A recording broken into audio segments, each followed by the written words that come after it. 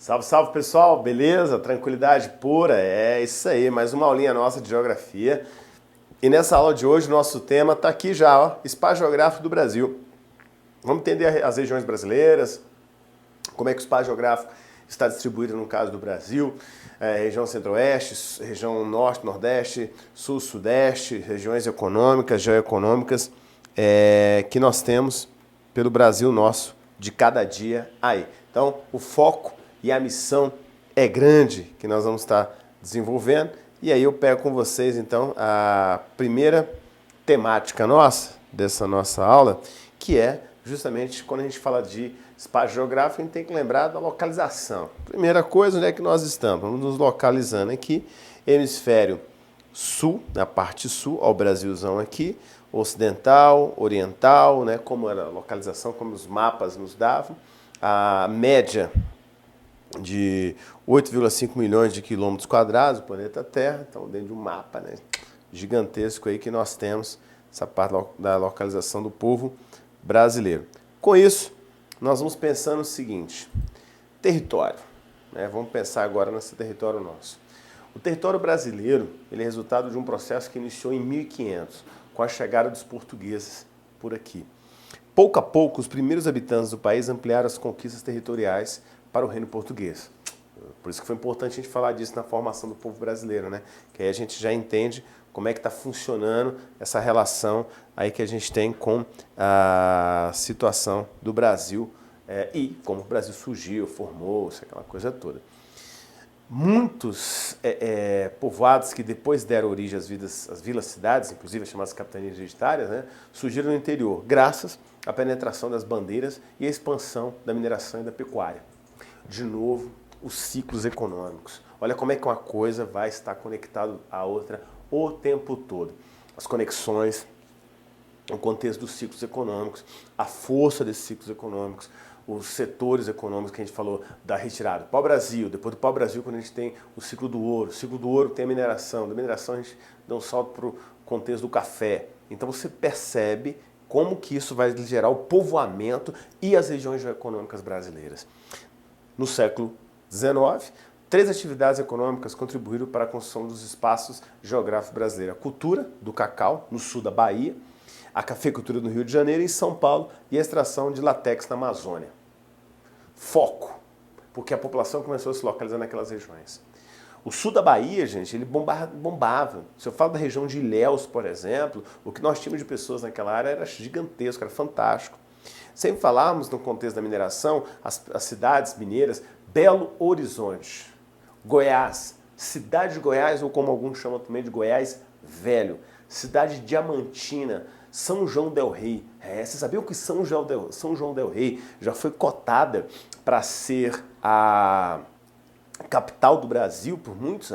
Na interiorização, exatamente, o Triângulo Mineiro, o pessoal queria levar para lá. São João del Rei, isso por volta do Brasil colônia, é claro, né? Porque era o centro, muita gente passando, comércio o tempo todo. Na Amazônia, aqui, ó, citado por mim, quando a gente destaca a região do látex, então o fluxo de pessoas naquela área crescente, opa, vamos para lá também. Então sempre nós vivenciamos esses momentos ali que nos deparamos com a sociedade também crescendo nesses determinados pontos. Segundo o sistema de organização política administrativa, o Brasil é hoje uma república federativa do tipo presidencialista. Como a gente pode ver pelo nosso brasão aqui.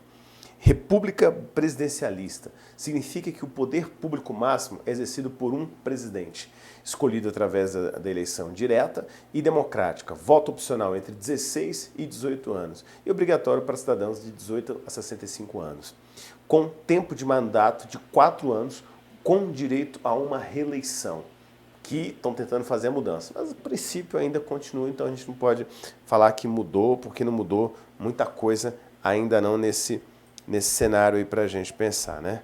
Então o que a gente tem aqui? Quando a gente destaca também a parte do mapa agora, o mapa dá uma visão bacana dessas regiões nossas, né? O Brasil é uma federação ou um estado composto de 26 estados e um distrito federal, onde está localizada a atual cidade capital, né, que é Brasília. Vocês podem observar, olha aqui, mapeei aí para vocês, e aí nós temos as 26 estados brasileiros, propriamente ditos ali, nessa situação nossa. E a nossa regionalização, né? A chamada regionalização do território brasileiro. A regionalização tem vários objetivos. Conhecer com detalhes as partes de um todo, um mundo, um país, um estado, um município. Mas quando a gente fala região sul, região geoeconômica, a gente tem essa percepção. Perceber a semelhança e diferença entre as regiões. Facilitar o levantamento de dados sobre aspectos populacionais, econômicos, sociais e etc. Auxiliar no que nós temos como planejamento das políticas de governo, nacional, estadual ou municipal. E, detalhe, os órgãos internacionais como a ONU, que acompanham, né, qual região está com dificuldade, qual região está com mais problemas, para solucionar problemas o quê? Existentes. Então você tem que ter um mapeamento geral dessa relação aí. Com isso, nós pegamos o seguinte, o que o BGE teve como função que ele fez aí pra gente. Olha só, o BGE e a Divisão Regional Brasileira, né, Instituto Brasileiro de Geografia e Estatística, foi criado em 1938, por Getúlio Vargas. O objetivo de conhecer o território, isso é bom, importante você destacar isso aí também. Ó. O objetivo de conhecer o território brasileiro e os dados estatísticos da população brasileira. Ele também é o órgão responsável pela divisão regional oficial do país. É tanto que nós vamos ter várias classificações das regiões brasileiras. Tá? As duas primeiras divisões regionais foram feitas em 42 e em 45, tendo como base o quê?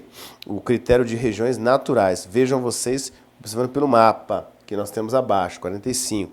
Então, norte, centro-oeste, leste ocidental, norte ocidental, oriental, leste, tá? A parte baixa. Então você tinha o quê? Várias divisões nossas que não eram muito bem claras. Então isso foram aquelas primeiras lá que Getúlio Vargas havia destacado ali pra gente. E com isso, a gente percebe outro aspecto aqui dentro. Quando a gente vai alterando a maior, que a divisão em vigor é a de 69, com algumas alterações aprovadas na Constituição de 88. A atual divisão está baseada no conceito de região homogênea, conjunto de elementos naturais, sociais e econômicos. Vejam vocês. Então nós temos o norte, o nordeste, vou botar aqui para vocês. Nós temos a região norte, nordeste, o centro-oeste, sul e sudeste. Então aí a classificação que a gente conhece aqui, ó, até hoje, certo? Essa classificação básica dessa região nossa. O que mais? Aí a gente destaca também a atual região brasileira. Então, onde você percebe aqui, segundo o que nós temos em 68, vamos aqui, vocês podem aliás, em 88, melhor dizendo, onde nós temos o Nordeste e o Sudeste, ênfase, né? Inclusive, a gente vai pegar como referência a questão da relação das regiões geoeconômicas, que aí você trabalha também com a região Norte, Nordeste e o Centro-Sul, que o Centro-Sul vai ser Centro-Oeste, Sul e Sudeste, também aí como referência para nós. E a atual também, onde você pega a outra parte dela, lá que nós vimos, né? Então aqui você tem o norte, então aqui nós temos o norte em ênfase, o centro-oeste e o sul. Então nós temos aí as 5 regiões, 3 aqui e as outras 2 aqui, beleza? Ótimo, daí dá para a gente ter uma noção legal dessas regiões nossas. E em 69, elaborou um mapa adotado no critério das regiões homogêneas. Critério mais abrangente, vai além dos aspectos naturais, envolvendo elementos sociais e econômicos. Criação da região sudeste e a região leste desaparece, que é aquela nomenclatura anterior, né? Então, com isso, o que a gente vai pegar aqui como referência? O norte, nordeste, sudeste, centro-oeste e o sul. E pelos estados. Você vai trabalhar com 26 estados e mais o Distrito Federal bem distribuído nesse cenário nosso aí também, né? Algumas mudanças que a gente foi tendo ao longo desses anos. Vamos lá. Aqui, então, em 42, criação do território de Fernando de Noronha, agrega-se a regiões brasileiras. 43, a criação do território de Guaporé, no Rio Branco, Amapá, norte, e de Ponta Porã, no centro-oeste, de Iguaçu, no sul. E em 46, a extinção do território de Ponta Porã e Iguaçu. Então você cria em 43 e adequa depois em 46. E outras que nós tivemos ainda foram 56, o território de Guaporé passa a denominar-se Território Federal de Rondônia, em homenagem ao Marechal Cândido Rondon, onde você trabalha com Rondônia. 60, a criação do Distrito Federal em Goiás, transferindo a capital do Rio de Janeiro para Brasília, aí onde você delimita o DF, né, e o Goiás Central, a área desapropriada, e passa território para a União. 62, o território do Acre passa a Estado, né, e altera-se a denominação do território do Rio Branco para território de Roraima. Então você vê que as mudanças ainda estavam por acontecer. 74, fusão dos estados de Guanabara e Rio de Janeiro, com a capital da cidade do Rio de Janeiro. Em 77, a criação do estado de Mato Grosso do Sul, o desmembramento, lembra Mato Grosso? Desmembra. Que a gente vai ter isso também em Tocantins, já, olha só. O território do Rondônia passa a estado de federação, que não era território, estado. E 88, acho que a última alteração que a gente teve, de fato, foi essa, a criação do estado de Tocantins. Os territórios do Amapá e Roraima passam a estados também, e o extinto território de Fernando de Noronha, que em 89 torna-se distrito de estado de Pernambuco. Então o mapa, o Brasil ainda vai se adequando em final da década de 80, início da década de 90, em final do século 20, a gente ainda está adequando o nosso mapa.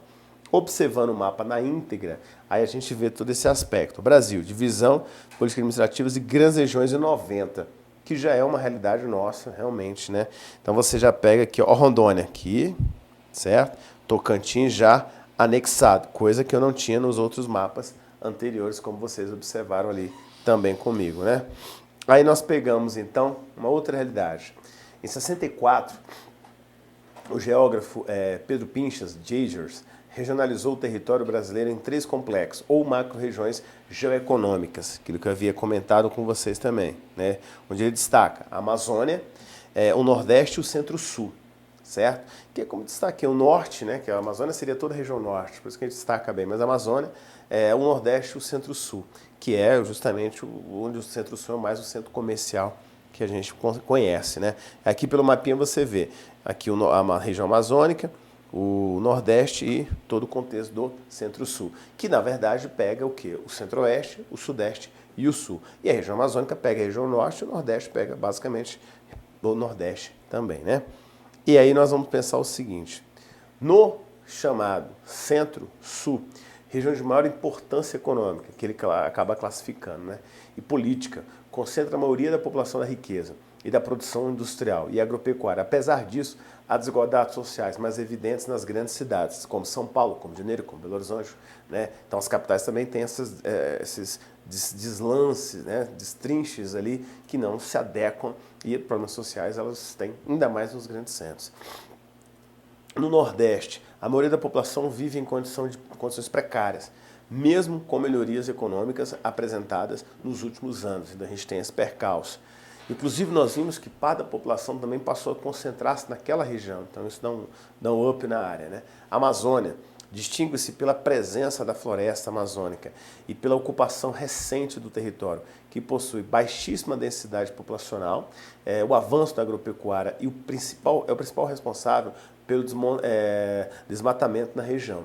Lá a gente costuma chamar de último franjão verde, né? Aquele último ponto verde. Então, como tendo esse último franjão verde, o interessante ali dentro daquela região, toda aquela área, é justamente porque você tem desmatamentos, e nós havíamos comentado que não são terras férteis, né, galera? Não são terras férteis. O solo é enfraquecido, há problemas muito grandes naquela região toda, então tudo isso dificulta o avanço naquelas áreas. Então com isso, como nós temos essas áreas mais limitadas, mais coexistentes, então a região amazônica, inclusive, essa densidade demográfica bem menor, isso também dificulta a locomoção em todas essas áreas e ao mesmo tempo a produtividade e geração de emprego na região. O Centro-Sul acaba sendo o foco central do nosso objetivo aí, como de costume. Com isso, nós percebemos o que? Os complexos regionais ali. Então, vamos pensar um pouco aqui nesses pontos. Vou destacando aqui para vocês. Aí, ó, olha só. O que nós temos? Os complexos regionais não respeitam os limites entre os estados, por exemplo, né? O Nordeste de Minas Gerais encontra-se no Nordeste, enquanto o restante do território mineiro encontra-se no Centro-Sul. O leste do Maranhão encontra-se no Nordeste, enquanto o oeste encontra-se na Amazônia. O sul de Tocantins, do Mato Grosso, encontra-se no Centro-Sul, mas a maior parte desses estados pertence ao complexo da Amazônia, ou seja, que ele chama, até por causa devido à questão da baixa densidade demográfica, que ele tanto chama a atenção nossa aí também, né? E observando pelo mapa, a gente tem essa noção bem clara, ó, tá vendo? Essa ideia aqui, ó, questão número 1, 3, amazônico, a parte amazônica, do Nordeste e do Centro-Sul, como a gente observou. E aí que vem um outro detalhe para a gente pensar, as sub-regiões do Nordeste, que é justamente a região do Agreste, né? A região Nordeste possui variedades de climas, tipos de solo e vegetação, podendo ser dividida em 4 zonas ou sub-regiões naturais. O Agreste, que nós temos, né, básico, e a zona da mata, que é aquela questão onde você tem um clima ameno, um ambiente bem melhor, né, a questão da vegetação, e quanto ao Agreste você já pega aquela parte mais seca, que é justamente o que mais castiga também, né? Então é o meio termo, digamos assim. Por quê? Do Agreste eu faço aquela transição, talvez para aquele que é mais agressivo de todos, que é o sertão, como vocês podem observar por essa figura ao lado. Então no Agreste é entre a zona da mata e o sertão. Eu tenho um Agreste ainda porque eu tenho a vegetação. E no sertão, aí sim, você tem a dependência do ciclo de chuvas, do ciclo pluviométrico, né, que tem que estar levando esse crescimento constante. Ao mesmo tempo choveu, os rios perenes eles começam a encher e traz vida para a região. E o meio norte, né, onde você também tem uma vegetação mesclada, né, que é uma meia parte da produção, importante também para a sobrevivência daquela área como um todo. Ligado a isso, nós temos o composto pelo Maranhão e parte do Piauí, né, a zona de transição entre o sertão e a Amazônia, que é inclusive o processo de desertificação naquela região está crescendo pra caramba, muito mesmo. As cidades mais populosas na região ali é São Luís. E a atividade econômica baseia-se em extração do babaçu e a cultura do arroz e do algodão. Então, ou seja, são produtos de baixo valor agregado. Não me esqueçam disso, tá? E como exemplo, a gente tem essas áreas no mapa para você ficar mais claro. Olha o babaçu aí, gente, lá na região do meio norte aqui, ó, tá vendo? Sertão, que é a maior extensão. Deixa eu voltar aqui para vocês. O sertão, que é a maior extensão, o agreste e a zona da mata, que é justamente a área de frente com o mar. Então você tem a brisa, tem a vegetação, tem uma qualidade de vida bem melhor nessa região nossa. É a maior, como a gente percebe, é o quê? É a maior das sub-regiões nordestinas, ocupada em sua maior parte pelo polígono das secas, como a gente viu lá no mapa. Vou voltar para vocês aqui, ó. Olha aqui, ó, tá vendo? Ó, a área da seca. Toda essa área que a gente tem extensiva aí, viram? Então essa é uma das maiores áreas que equivale ao chamado polígono da seca, né? Área essa afetada, como a gente pode observar, pelas secas periódicas. Recentemente a irrigação tem favorecido a produção de frutas às margens do Rio São Francisco. Atividades econômicas, a pecuária extensiva do corte, o cultivo do arroz e do algodão. Como naquela área você tem inclusive a região do Velho Chico, então tem inclusive produção de vinícolas, ou seja, vinhos naquela região. Com isso, nós temos aí, ó, aqui a visão melhor, um mapa mais claro, outro tipo que é o sertão nordestino, que é aqui, ó, a área mais extensiva, e o agreste, que é a pequena faixa que atravessa de norte a sul os estados Rio Grande do Norte, Paraíba, Pernambuco, Alagoas, Sergipe e Bahia. Campina Grande, capital do agreste, marca a transição entre a área litoral, zona da mata, e o sertão, né, da zona da mata. Atividades econômicas, o policultura comercial e pecuária que nós temos aí. Aqui no Agreste, como vocês podem estar vendo, Campina Grande, e aqui o Agreste, que é uma zona bem menor. Zona da Mata, aí o clima já é mais favorável também, né?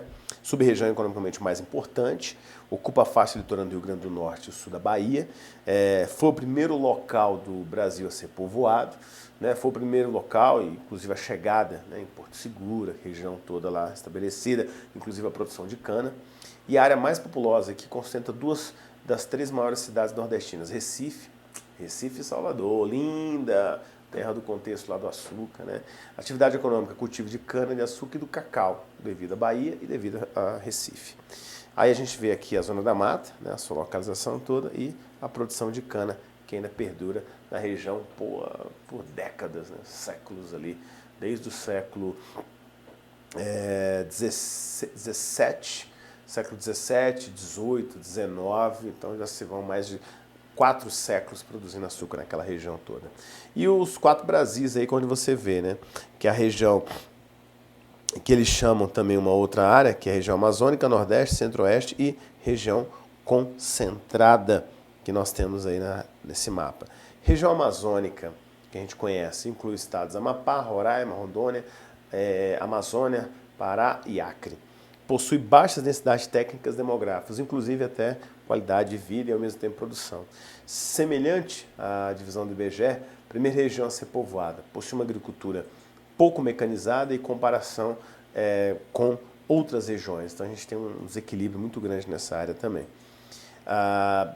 Semelhante, no caso, a região centro-oeste, inclui os estados de Goiás, Mato Grosso do Sul e Tocantins, né? E área de ocupação recente, apresenta uma agricultura globalizada, isto é, moderna, mecanizada e produtiva, como nós podemos observar. Inclui os estados da região centro-oeste, né? Aliás, região concentrada, melhor dizendo, inclui os estados de São Paulo, Rio de Janeiro, Espírito Santo, Minas Gerais, Rio Grande do Sul, Paraná, Santa Catarina, região sudeste e sul do IBGE. Concentra a maior população, as maiores indústrias, os principais portos, aeroportos, shopping centers, supermercados, as principais rodovias e infovias, né? Maiores cidades e universidades. Então é uma área muito extensiva, uma área muito grande, né? Que a gente pega nessa região nossa. Isso representa todo um complexo da região concentrada, que é justamente a área de produção, né? Se a gente parar e pensar, essa área de produção ela é gigantesca, né? Não há um controle rápido dela. E reúne os principais meios técnicos, científicos e finanças do país também nessa mesma região. E é aqui que a gente observa, né?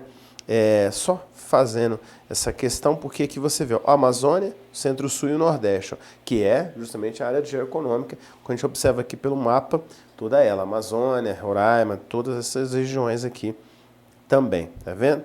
E aí a gente vê a outra visão, ó, a região amazônica, e veja que no centro-oeste, aí a gente já inclui aqui, ó, Tocantins, Mato Grosso, Goiás, DF, Mato Grosso do Sul. E a área concentrada, que é em questões econômicas, que eu estou referindo aqui com vocês, tá bom?